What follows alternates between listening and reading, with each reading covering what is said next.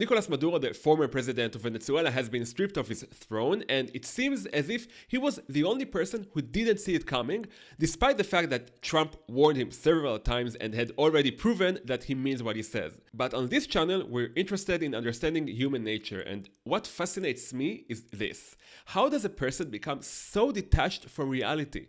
How does someone manage to build such a resilient psychological bubble that even when the evidence of collapse keeps piling up, he continues to believe he's immune? How does a person who brutalizes millions of his own people, who kills them casually, who imprisons people whose only crime was criticizing him, how does such a person live at peace with himself? In other words, how does someone become a dictator, and how does he maintain a relatively stable mental structure in a role that is so deeply anxiety-provoking? Because to survive as a dictator, you have to live with constant paranoia. How many of you could tolerate the thought that there is someone out there, just one person, who wants you dead? Now imagine that it's not one person, but thousands, if not millions, who would like to see you dead, and that many of them would happily kill you themselves if they had the chance. How many of you would be capable of justifying rationally to yourself, to others around you, and to the entire nation immoral actions you've committed,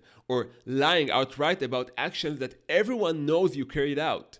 Part of the answer lies in a fascinating body of research by social psychologist Dacher Keltner, who studied the effects of power on human mind, and he found that power does two things. First, it reduces the ability to take another person's perspective, to put yourself in someone else's shoes.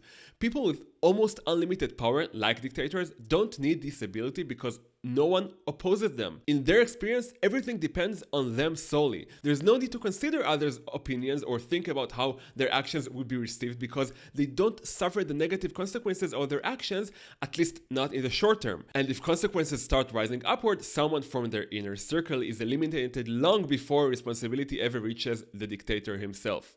Second, power shifts attention from potential threat to potential reward. This helps explain why dictators often appear highly irrational from the outside. They're so accustomed to getting exactly what they want that they don't seriously consider the possibility of failure.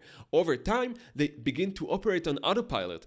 I want, I act. No inhibition, no hesitation. In addition, people in positions of power, and dictators in particular, become disconnected from reality because no one dares to tell them the truth.